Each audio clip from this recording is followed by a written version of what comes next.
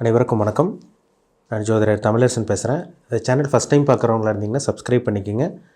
Bell பட்டனை click பண்ணிக்கோங்க. ஆல்ங்கிற option இருக்கும், அதையும் செலக்ட் பண்ணிக்கோங்க. அப்போ தான் நாங்கள் போடுற வீடியோஸ் எல்லாமே உங்களுக்கு நோட்டிஃபிகேஷனாக வரும். இன்றைக்கி நம்ம இந்த பதிவில் பார்க்க போகிற தலைப்பு நட்சத்திர பலன்கள். நட்சத்திர பலன்கள் அந்த வரிசையில் அஸ்த நட்சத்திரம். அஸ்த நட்சத்திரக்காரங்களோட வாழ்க்கை எப்படி இருக்கும், என்னென்ன தசாபுத்தி நடக்கும், நீங்கள் வணங்க வேண்டிய தெய்வம் என்ன, எல்லாமே இந்த பதிவில் நம்ம தெளிவாக டீட்டெயிலாக பார்த்துடலாம்.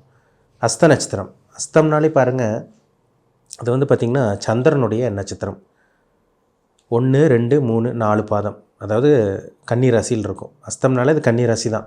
ஒரு சில நட்சத்திரமெல்லாம் பார்த்திங்கன்னா வெவ்வேறு ராசி வரும். ஒரே நட்சத்திரம் தான், ஆனால் 2 ராசி வரும். அது வந்து உடைபட்ட நட்சத்திரம் சொல்லுவாங்க. அஸ்த நட்சத்திரம் வந்து பார்த்திங்கன்னா உடைபடாத நட்சத்திரம். என்ன காரணம்னா முழுமையான பாதம் 4 பாதங்களும் அந்த கன்னிராசியில் தான் இருக்கும். அஸ்த நட்சத்திரம் கன்னிராசியில் மட்டும்தான் இருக்கும். பொதுவாகவே கன்னிராசி நேயர்கள் வந்து பாருங்கள் புத்திசாலியாக இருப்பாங்க, பயங்கர புத்தி கூர்மையுடையவர்களாக இருப்பாங்க, ஒரு திறமசாலின்னு சொல்லிடலாம். இங்கே படித்தவங்க படிக்காதவங்க அப்படிலாம் கணக்கே கிடையாது. படித்தவங்களுக்கு எந்த அளவுக்கு திறமை இருக்கோ அதே அளவுக்கு வந்து பார்த்திங்கன்னா படிக்காதவங்களுக்கு அந்த திறமை, அந்த நாலேஜ் அவங்களுக்கு அதிகமாக இருக்கும். என்ன காரணம்னா அது புதனுடைய வீடு. கால்குலேஷன், கணக்கு போடக்கூடிய இடம் தான் அந்த கன்னிராசி. பயங்கர டேலண்ட்டாக இருப்பாங்க, திறமசாலியாக இருப்பாங்க, நிறையா வந்து பார்த்திங்கன்னா உலகத்தை அறிஞ்சிருப்பாங்கன்னு சொல்லலாம். நண்பர்கள், முக்கியமாக சொல்லப்போனால் நிறைய நண்பர்கள் இவங்க கூட இருப்பாங்க. இவங்களை பார்த்தாலும் அடுத்தவங்களுக்கு பிடிக்கும். ஏன்னா கன்னினால இது இளமை தோற்றம், புதனுடைய வீடுங்கிறதுனால கன்னிராசிக்காரங்களை ஒரு இளமை தோற்றம் கொண்டவங்களாக இருப்பாங்க. அது சந்தேகமே கிடையாது. வயசானாலும் அந்த இளமையை வந்து, அதாவது வந்து பார்த்திங்கன்னா வயசானாலும் அந்த வயசு காமிச்சு கொடுக்காது. அது அப்படியே இளமையே அப்படியே மெயின்டைன் பண்ணுவாங்க. அது கண்டிப்பாக கன்னிராசிக்காரங்கிட்ட இருக்கும். இந்த கன்னிராசி வந்து அஸ்த நட்சத்திரம், அங்கே சந்திரனுடைய நட்சத்திரம். இந்த அஸ்த நட்சத்திரக்காரங்களும் அதே மாதிரி தான். நல்ல மனம் படைத்தவங்கன்னு சொல்லலாம். நல்ல குணம் இவங்களுக்கு அதிகமாக இருக்கும். அதாவது வந்து இறக்க குணம் இவங்களுக்கு அதிகமாக இருக்கும். அன்பு பாசத்துக்கு இவங்க கட்டுப்பட்டவங்களாக இருப்பாங்க. ஏன்னா சந்திரங்கிறதே பார்த்திங்கன்னா ஒரு நீர் கிரகம், தாய் கிரகம். அம்மானாலே சந்திரன் தான். தாய் பாசம் உள்ளவங்க தான் கன்னிராசி அஸ்த நட்சத்திரக்காரங்க. அதில் சந்தேகமாக இருக்காதுங்க. அப்பாவோட அவங்களுக்கு அம்மா தான் அதிகமாக பிடிக்கும். என்ன காரணம்னா அது சந்திரனுடைய நட்சத்திரம். அந்த நட்சத்திரத்தில் அவங்க ஜனனமாகறதுனால தாய் பாசம், தாய் பற்று உங்களுக்கு அதிகமாகவே இருக்கும். அம்மா மேலே ரொம்ப பாசமாக இருப்பாங்க. அதே மாதிரி இறக்க குணம், சென்சிட்டிவான பர்சன் சொல்லலாம். ஒரு சில விஷயங்கள்லாம் தாங்கிக்கவே மாட்டாங்க. மனசு ரொம்ப இலகிய மனசு கொண்டவங்க தான் அந்த அஸ்த நட்சத்திரக்காரங்க. அதே மாதிரி குழப்பவாதி கூட. என்ன தான் புத்தி கூர்மை, அறிவு, நல்ல ஒரு ஆற்றல் இருந்தால் கூட இந்த அஸ்த நட்சத்திரக்காரங்களுக்கு ஒரு நெகட்டிவ் என்னென்னா பார்த்திங்கன்னா மனக்குழப்பம். ஏன்னா சந்திரன்கிறது வந்து ஒரு இடத்துல இருக்காது. கிரகம் வந்து நீர் கிரகம், தண்ணி வந்து ஒரே இடத்துல இருக்காது பார்த்தீங்களா. அதே மாதிரி தான் இவங்க ஒரு இடத்துல இருக்க மாட்டாங்க. அடிக்கடி ட்ராவல் பண்ணக்கூடியவங்களாக இருப்பாங்க. அடிக்கடி சிந்தனைகளை மாற்றிட்டே இருப்பாங்க. ஏன்னா சந்திரன்கிறது பிரயாண கிரகம், வேகமாக நகரக்கூடிய கிரகம் சந்திரன். அந்த நட்சத்திரத்தில் பிறந்தவங்க கண்டிப்பாக அஸ்த நட்சத்திரக்காரங்க மனக்குழப்பம், மைண்டு ஒரு ஸ்டெடியாக இருக்காது. அப்பப்போ மைண்டு மாற்றிட்டே இருப்பாங்க. ஒரு 2 நாள் ஒரு மாதிரி இருப்பாங்க, 3ஆவது நாள் வேறு மாதிரி சிந்தனைகள் இருக்கும். இதெல்லாமே கண்டிப்பாக அஸ்த நட்சத்திரக்காரங்களுக்கு உண்டு. அதில் மாற்றமே கிடையாதுங்க. இதுதான் அவங்களோட பிறவி. அந்த கர்மா அவங்களுக்கு அப்படி தான் இருக்கும். அந்த நட்சத்திரத்தில் பிறந்தாலே அவங்களோட கர்மா அதுதான். மைண்டு குழப்பம், அடிக்கடி மைண்டு சேஞ்ச் பண்ணிகிட்டே இருப்பாங்க. கால சூழ்நிலைக்கு தகுந்த மாதிரி மனசை மாற்றிக்கிட்டே இருப்பாங்க. ஆனால் ரொம்ப நல்லவங்க. ஏன்னா சந்திரன்கிறது சுபகிரகம், பூமியோட துணைக்கோள் சந்திரன். இப்போ அந்த கிரகத்தோட நட்சத்திரத்தில் பிறந்தனால கண்டிப்பாக நல்ல குணம், இறக்க குணம் இதெல்லாம் அதிகமாக இருக்குங்க இவங்ககிட்ட. கண் கலங்கிடுவாங்க. ஒரு சில விஷயங்கள்லாம் பார்த்திங்கன்னா இவங்களால் ஏற்றுக்க முடியாது. கெட்டதை தான் காதில் வந்துட்டாலோ, கெட்டதை பார்த்துட்டாங்கனாலோ கண்டிப்பாக அவங்க மனசு தாங்காது. கண் கலங்கிடுவாங்க. ஒரு சென்டிமெண்ட்டான ஒரு பர்சன் சொல்லிடலாம். அஸ்த நட்சத்திரக்காரங்களும் ஒரு சென்டிமெண்ட்டான ஆட்களாக தான் கண்டிப்பாக இருப்பாங்க. இவங்களுக்கு வந்து பாருங்கள், பிறக்கும் போது வந்து பிறக்கும் போதே சந்திர தசையில் தான் இருப்பீங்க. சந்திரன் வந்து 10 வருஷம் தசையை நடத்தும். அந்த தசை வந்து பார்த்திங்கன்னா உங்களுக்கு ஆரம்ப பகுதி, அதாவது நட்சத்திரம் 1ஆம் பாதம் 2ஆம் பாதத்தில் பிறந்தவங்களுக்கு ஒவ்வொரு மாதிரி வரும். ஒரு சில பேருக்கு வந்து பார்த்திங்கன்னா சந்திர தசை பேலன்ஸ் 5 வருஷம் இருக்கும். ஒரு சில பேர் 9-10 வருஷமே சந்திர தசை அனுபவிப்பாங்க. அது நட்சத்திர பாதத்தை பொறுத்த வரைக்கும். 1ஆம் பாதத்தில் பிறந்தீங்கன்னா கிட்டத்தட்ட 9-10 வருஷமே இந்த சந்திர தசை நடந்துடும். இது 3-4ஆம் பாதம் போயிட்டிங்கன்னா 3ஆம் பாதமெல்லாம் வந்திங்கன்னா ஒரு 4-5 வருஷம் அந்த மாதிரி சந்திர தசை வரும். அந்த சந்திர திசையில் பிறக்கும் போது வந்து பார்த்திங்கன்னா சந்திர திசையில் வந்து பார்த்திங்கன்னா நல்ல ஒரு குடும்பத்தில் பிறந்து, நல்ல ஒரு கௌரவமான குடும்பத்தில் பிறந்து சில விஷயங்கள் நல்ல விஷயங்களை அனுபவிப்பாங்க. குழந்தை இளம் பருவத்திலே அந்த 10 வயசு வரைக்குமே நல்லா தாய் தந்தையோட பாசம் கண்டிப்பாக கிடைக்கும். செவ்வாய் தசை 2வது வரக்கூடிய செவ்வாய் தசை வந்து பார்த்திங்கன்னா 7 வருஷம் தசை நடத்தும். கிட்டத்தட்ட வந்து பார்த்திங்கன்னா ஒரு சில பேருக்கு 5 வயசுக்கு அப்புறமே செவ்வாய் தசை வந்துடும். ஒரு சில பேருக்கு 8 வயசு 9 வயசுக்கு அப்புறமே செவ்வாய் தசை வரும். நான் ஒரு அப்ராக்சிமேட்டாக சொல்கிறேன். இந்த செவ்வாய் தசை வந்து பார்த்திங்கன்னா சின்ன வயசுலேயே வந்து பார்த்திங்கன்னா துருதுருன்னு இருப்பாங்க. அந்த குழந்தைக்கு பாருங்கள், ஒரு 5 வயசு 7 வயசு 8 வயசு இல்லை 10 வயசுக்கு அப்புறம் கூட அந்த துருதுருப்பு உங்களுக்கு அதிகமாக இருக்கும். அந்த துருதுருன்னு இருப்பாங்க. இந்த செவ்வாய்ங்கிறது ஒரு வேகமாக நகரக்கூடிய கிரகம். அந்த கிரகத்தோட தசாபுத்தி வரும்போது அடிக்கடி கை கால் அடிபடுறது, சின்ன சின்ன விபத்துகளை சந்திக்கிறது, கை காலில் காயம் ஏற்படுறது, இதெல்லாம் இது செவ்வாய் திசையில் கண்டிப்பாக நடக்கும் இளம் வயதில்.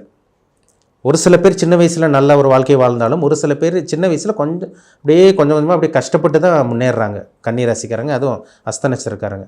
ஒரு சில பேர் வந்து பார்த்திங்கன்னா பார்ன் வித் சில்வர் ஸ்பூனுங்கிற மாதிரி பிறக்கும் போதே ஒரு நல்ல ஒரு குடும்பத்தில், நல்ல முன்னாடி சொன்ன மாதிரி ஒரு கௌரவமான குடும்பத்தில் பிறப்பாங்க. ஒரு சில பேர் தான் கஷ்டம். 25-30 வயசுக்கு மேலே தான் ஒரு சில அஸ்த நட்சத்திரக்காரங்களே டெவலப் ஆகிறாங்க. அது நிறைய பார்க்க முடியுது. ஏன்னா 3வது வரக்கூடிய எங்கள் ராகு திசை கிட்டத்தட்ட 15 வயசுக்கு மேலே, 15 வயசு, ஒரு சில பேருக்கு 10 வயசுக்குள்ளேயும் வரலாம். ஏன்னா நட்சத்திர பாதத்தை பொறுத்து என்ன நட்சத்திர பாதத்தில் இருக்காங்களோ அதுக்கு தகுந்த மாதிரி பலன்கள் மாறுபடும். அந்த 10-15 வயசுக்கு மேலே வரக்கூடிய அந்த ராகு திசை வந்து பார்த்திங்கன்னா இளம் வயதிலேயே ஒரு சில பேருக்கு அப்பா அம்மாவுக்கு வியாதி கொடுத்துரும், இல்லை இவங்களே சரியாக படிக்காமல் போவாங்க, திறமையும் அறிவு இருந்து படிக்காமல் போவாங்க. அந்த ராகு திசையில் தான் ஒரு சில பேருக்கு படிப்பெல்லாம் கெடுத்து விட்டுரும். மைண்ட் ஃபோக்கஸ் வந்து வேறு இதில் போகும். இந்த காதல், காமம், ஆடம்பரம், உல்லாசம் இது மேலே நாட்டம் போய் மைண்டு வந்து படிப்பு மேலே நாட்டம் இல்லாமல் போகுது. இந்த 3வது வரக்கூடிய ராகு திசை. அந்த ராகு வந்து நல்ல ஒரு பொசிஷனில் பர்த் சார்ட்டில் ஜாதகத்தில் நல்ல ஒரு இடத்துல அமர்ந்துட்டாருன்னா அந்த ராகு திசை அருமையாக இருக்கும். சின்ன வயசில் பாருங்கள், ஒரு சில பேர் 20 படித்து முடிச்சுனே 19-20 வயசில் ஒரு சில பேருக்கு வேலை கிடைக்கும். இந்த ராகு திசையில் கிடைக்கும். வெளிநாடு போவாங்க, இல்லை படிக்கிறதுக்காக வெளிநாடு போகிறது, இதெல்லாமே இந்த ராகு திசையில் கை கொடுக்கும். 3வது வரக்கூடிய ராகு திசை. அந்த ராகு வந்து பார்த்திங்கன்னா சுக்கிரனுடைய குருவோட தொடர்பு ஏற்பட்டு லக்னத்துக்கு 3, 6, 10, 11ஆம் இடம் உபஜய ஸ்தானத்தில் அமர்ந்தால் அந்த ராகு திசை அருமையான தசைங்க. 18 வருஷம், கிட்டத்தட்ட ஒரு 15 வயசுக்கு மேலே வரக்கூடிய ராகு திசை வந்து பார்த்திங்கன்னா கிட்டத்தட்ட உங்களுக்கு 30 வயசுக்கு மேலேயே, 30 வயசுக்கு வரைக்குமே, கிட்டத்தட்ட 15 வயசு ஒரு அப்ராக்சிமேட்டாக சொல்கிறேன், ஒரு 15 வயசில் ராகு திசை வருதுன்னா உங்களுக்கு வந்து பார்த்திங்கன்னா 33, 32, 33 வயசு வரைக்குமே உங்களுக்கு அந்த ராகு திசை இருக்கும். நல்லா செட்டில் ஆயிடுவாங்க, நல்லா சம்பாதிக்கிறது, நல்ல ஐடி ஃபீல்டில் இருக்கிறது, நல்ல நுட்பமான துறையில் இருக்கவங்க. அந்த பார்த்திங்கன்னா அந்த கம்ப்யூட்டர் ஃபீல்டெல்லாம் பார்த்திங்கன்னா ஒரு சில பேர் கொடி கட்டி பறப்பாங்க. ஐடி ஃபீல்டெல்லாம் இந்த 3வது வரக்கூடிய ராகு திசையில் தான் நடக்கும். அப்ராடு போவாங்க, அப்ராடில் செட்டில் ஆவாங்க. இதெல்லாமே இந்த ராகு திசையில் கண்டிப்பாக ஏற்படுத்தி கொடுக்கும். ராகு கெட்டு போச்சுன்னா ஜாதகத்தில் பர்த் சார்ட்டில் ஜனன ஜாதகத்தில் ராகு கெட்டுருச்சுன்னா ஏகப்பட்ட பிரச்சனை, குடும்பமே வறுமையில் அப்படி வாட்டி வதைச்சி எடுக்கும். அப்பா அம்மாவுக்கு நல்லா இருக்காது, இவங்களுக்கே உடம்பு சரியில்லாமல் போகும், லவ் ஃபெயிலியர் ஆகும். இதெல்லாமே இந்த ராகு திசையில், இந்த 3வது வரக்கூடிய ராகு திசைங்க ரொம்ப முக்கியமான தசை அஸ்த நட்சத்திரக்காரங்களுக்கு. ஒரு சில பேர் குரு திசையில் கிளிக் ஆகும், குரு திசை தூக்கி விட்டுரும். 30-35 வயசுக்கு மேலே வரக்கூடிய அந்த குரு திசை வந்து பார்த்திங்கன்னா 16 வருஷம் தசை நடத்தும். இந்த 16 வருஷம் தசை நடத்தக்கூடிய குரு தசை ராகு தசை சரியில்லைன்னா கூட அந்த 30 வயசுக்கு மேலே ஒரு சில பேர் டெவலப் ஆவாங்க. அதனால தான் முன்னாடியே சொன்னேன், இந்த 25-30 வயசுக்கு மேலே தான் ஒரு சில பேர் கன்னிராசி நேயர்கள் டெவலப் ஆகிறாங்க அஸ்த நட்சத்திரக்காரங்க. அந்த குரு திசையில் ஆரம்ப பகுதி ஒரு 30 வயசு வாழ்க்கை வீணாக போனால் கூட ஒன்றுமே இருக்காது. 25-30 வயசுக்கு மேலே பாருங்கள், அந்த ராகு திசை முடிஞ்சு குரு திசையில் நல்ல ஒரு கௌரவமான ஒரு தொழில் பண்ணிகிட்டு இருப்பாங்க. இல்லை ஒரு சில பேர் கவர்மெண்ட் ஜாப் அந்த டைமில் தான் கிடைக்கும். ஒரு சில பேர் டீச்சராக இருப்பாங்க, ஒரு சில பேர் சொல்லிக் கொடுக்கும் துறையில் இருப்பாங்க, ஒரு சில பேர் நல்ல ப்ரொஃபஷனில் இருப்பாங்க. பேங்க்கில் ஒர்க் பண்ணிகிட்டு இருக்கவங்கலாம் அஸ்த நட்சத்திரக்காரங்களாக இருப்பாங்க. பேங்க்கில் ஒர்க் பண்ணுறவங்க, இவங்களுக்கு கீழே 10-20 பேர் வேலை பார்ப்பாங்க.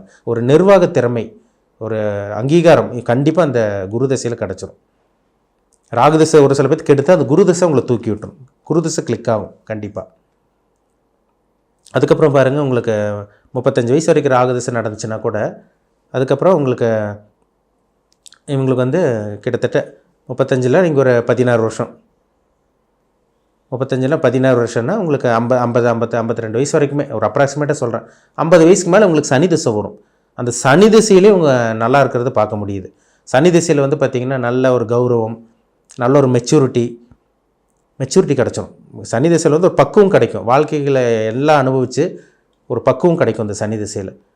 அந்த சனி திசை வந்து பாருங்கள், அந்த சனி லக்னத்துக்கு வந்து நல்ல ஒரு ஆதிபத்தியம் பெற்றுருந்துச்சுன்னா அந்த சனி திசை டாப்பில் போயிடுவாங்க. அது கடக லக்னம், சிம்ம லக்னக்காரங்களுக்கு சனி திசை நல்லது பண்ணுறது கிடையாது. இதே மிதன லக்னம், கன்னி லக்னம், கன்னி ராசி கன்னி லக்னத்தில் பிறந்தீங்களா அல்லது துலாம் லக்னத்தில் பிறந்தீங்கன்னா கூட அந்த சனி திசை அருமையாக இருக்குங்க. ரிஷப லக்னத்துக்கெல்லாம் சனி பரிபூர்ண ராஜயோக அதிபதி. அவர் அங்கே ராகோடைய செவ்வாயோடய சேராமல் இருக்கணும். முக்கியமாக சூரியனோட தொடர்பு சனிக்கு வரவே கூடாது. சூரியன் மட்டும் சேர்ந்துருச்சுன்னா அந்த 50 வயசுக்கு மேலே வரக்கூடிய அந்த சனி திசை கிட்டத்தட்ட 19 வருஷம் போட்டு வாட்டி வதச்சி எடுத்துருங்க. இந்த 50 வயசு மேலே பாருங்கள், ஒரு சில பேருக்கு வியாதி வரும். கைகால் முழங்கால் மூட்டு பிரச்சனை, நரம்பு பிரச்சனை வரும். அடிக்கடி ஹாஸ்பிட்டல் போயிட்டு வருவாங்க. ஃப்ராக்சர் ஆகுறது, உடம்புல பிளேட்டு வைக்கிறது, அறுவை சிகிச்சை அடிக்கடி ஆப்ரேஷன் பண்ணுறதால அந்த சனி திசையில் கொடுத்துரும். சனி நல்ல ஒரு இடத்துல இருந்துச்சுன்னா அந்த 19 வருஷமும் ஒரு ராஜ வாழ்க்கைன்னு சொல்லலாம். அதாவது ரிஷப லக்னம், மிதன லக்னம், கன்னி லக்னம், துலாம் லக்னம், இந்த லக்னத்துக்கெல்லாம் சனி யோகாதிபதி, ராஜயோகாதிபதி பிளானட்டாக வரும். தனுசு லக்னத்துக்கு வந்து பார்த்திங்கன்னா தனுசு, மகர, கும்பலக்னம் கூட சனி நல்லது, கண்டிப்பாக நல்லது பண்ணும். அது அமர்ந்த இடத்த பொறுத்து சனி பர்த் சார்ட்டில் ஜாதகத்தில் எந்த அமைப்பில் இருக்காங்களோ, யாரோட சேர்ந்துருக்காங்க, யாரால் பார்க்கப்பட்டிருக்காங்க, இது பொறுத்து பலன்கள் மாறுபடும். சரிங்களா? இப்படி தான் உங்கள் லைஃப் போகும். அதுக்கப்புறம் 50 வயசுக்கு மேலே பார்த்தீங்கன்னா உங்களுக்கு புதன் தசை வரும். அது ஒரு 17 வருஷம். இப்படி தான் உங்களை வாழ்க்கை போகும். இதுதான் உங்களோட கர்மா. அந்த புதன் நல்ல ஒரு பொசிஷனில் இருந்துச்சுன்னா ஆரம்ப பகுதியில் குழந்தைகளெல்லாம் படித்து செட்டில் பண்ணி வச்சு ஃபாரின்லாம் அனுப்பிச்சு நல்லா வெளியூர் வெளிநாடு படிக்க வச்சு செட்டில் பண்ணிடுவாங்க. இவங்களே ஒரு லக்ஸூரியான லைஃப் அந்த புதன் தசை முடிகிற வரைக்கும் நல்ல ஒரு வாழ்க்கை அவங்களுக்கு அமைஞ்சிருது. அந்த புதனும் கெட்டு போச்சுன்னா தான் ஒரு சில பேர் புலம்புவாங்க, சார் நாங்கள் 30 வயசுலேருந்து நல்லா இல்லை. ஒரு சில பேர் பாருங்கள் 20 வயசுக்கு முன்னாடி 20 வயசு வரைக்கும் நல்லா இருப்பாங்க. ஒரு சில பேர் 30 வயசுக்கு மேலே பிரச்சனை ஆரம்பிக்கும். நான் 25 வருஷமாக சரியில்லை, 15 வருஷமாக நான் நல்ல வாழ்க்கையை அனுபவிக்கலை, வாழ்க்கையே சோதனையாக தான் போயிட்டுருக்கு சொல்கிறதெல்லாம் பாருங்கள். அந்த ராகு கெட்டு போயிருக்கும், குரு கெட்டு போயிருக்கும், சனி புதன் இதெல்லாம் ஜாதகத்தில் வந்து பாவகிரகத்தோட தொடர்பு ஏற்பட்டு லக்ன அவயோகர்களோட தசாபுத்தியாக நடந்துச்சுன்னா தான் அவங்களுக்கு அந்த மாதிரி பிரச்சனை கண்டிப்பாக வரும். முக்கியமாக 6, 8ஆம் அதிபதி தசாபுத்தி வரவே கூடாதுங்க, ரொம்ப முக்கியம். பொதுவாகவே கன்னி ராசி அஸ்த நட்சத்திரக்காரங்க சின்ன வயசில் கஷ்டப்பட்டு அதுக்கப்புறம் தான் முன்னேறாங்க. 25, 30 வயசுக்கு மேலே தான் அவங்களுக்கு வாழ்க்கையை அமையுது. அதுக்கப்புறம் தான் ஒரு நல்ல பொசிஷனில் வர்றாங்க. என்ன தான் அறிவு, திறமை, நல்ல ஒரு அறிவாற்றல், புத்தி கூர்மை இருந்தாலும் கூட சின்ன வயசில் வரக்கூடிய அந்த சந்திரன், செவ்வாய், இந்த ராகு திசையெல்லாம் நல்லா இல்லைன்னா ரொம்ப கஷ்டம்தான். அப்போ பர்த் சார்ட்டில் ஜாதகம் ரொம்ப முக்கியம். சரிங்களா? அது ஜாதகத்தில் இருக்கக்கூடிய பிளானட்ஸ் ரொம்ப முக்கியம். பிளானட்டோட பொசிஷன் ரொம்ப முக்கியம். சரிங்களா? அப்போ உங்கள் தனிப்பட்ட ஜாதகத்தை பார்த்தா தான் துல்லியமாக சொல்ல முடியும். சரிங்களா? ஜாதகம் ரொம்ப முக்கியம். நிறைய பேர் கேட்குறீங்க, வணங்க வேண்டிய தெய்வம் என்னங்க சார், நட்சத்திரத்துக்கு நாங்கள் வணங்க வேண்டிய தெய்வம் என்னன்னு கேட்குறீங்க. இப்போ நட்சத்திர அதிபதி யாருன்னு பார்த்தீங்கன்னா சந்திரன். சந்திரன் வந்து சந்திரன் ஒரு பெண் கிரகம். அம்பாள் வழிபாடு, பெண் தெய்வ வழிபாடு கண்டிப்பாக ஒரு சிறப்பான பலனை கொடுக்குங்க உங்களுக்கு. வருஷத்துக்கு ஒரு தடவை கும்பகோணத்தில் இருக்க திங்களூர் கோயிலுக்கு போயிட்டு வாங்க. அம்மன் வழிபாடு இதெல்லாமே அஸ்த நட்சத்திரக்காரங்கள் ஒரு நல்ல ஒரு பலன் கொடுக்கும். அது துர்க்கை அம்மனாக இருக்கலாம், அங்காளம்மனாக இருக்கலாம், ஏதோ ஒரு அம்மன் வழிபாடு நிச்சயமாக உங்களுக்கு, மதுரை மீனாட்சி அம்மனாக இருக்கலாம், இதெல்லாம் நல்ல ஒரு சிறப்பான பலன். இந்த வழிபடும் போது உங்களுக்கு நல்ல ஒரு சிறப்பான ஒரு நல்ல பலன் கொடுக்குங்கிறதுல சந்தேகமே கிடையாது. சரிங்களா? ஜாதகத்தில் என்ன தசாபுத்தி போகுதுன்னு பாருங்கள். இனி நடக்கக்கூடிய சம்பவங்கள் என்னென்ன விஷயங்கள் நடக்க போகுதுன்னு பாருங்கள். அது ரொம்ப முக்கியம். சரிங்களா? ஒரு தனிப்பட்ட ஜாதகம், பிறப்பு ஜாதகம் பார்க்கணுன்னு விருப்பப்பட்டிங்கன்னா கீழே இருக்க வாட்ஸ்அப் நம்பருக்கு உங்கள் ஜாதகத்தை அனுப்பிச்சுடுங்க, அப்பாயின்மெண்ட் வாங்கிக்கிங்க. உங்கள் சுய ஜாதகத்தை பார்த்து நம்ம டீப்பாக தெளிவாக துல்லியமாக பார்த்து தெளிவாக தெரிஞ்சுக்குவோம். மீண்டும் அடுத்த பதிவில் சந்திக்கும் வரை உங்களிடமிருந்து விடைபெறுவது உங்கள் ஜோதிடர் தமிழரசன். இந்த சேனல் பிடிச்சிருந்தால் உங்கள் நண்பருக்கும் உறவினருக்கும் ஷேர் பண்ணுங்கள், லைக் பண்ணுங்கள், சப்ஸ்கிரைப் பண்ணுங்கள், பெல் பட்டனை கிளிக் பண்ணிக்கோங்க. ஆளுங்கிற ஆப்ஷன் இருக்கும், அதையும் சூஸ் பண்ணிக்கோங்க. அப்போ தான் நாங்கள் போடுற பதிவுகள் எல்லாமே உங்களை வந்து சேரும். நன்றி, வணக்கம்.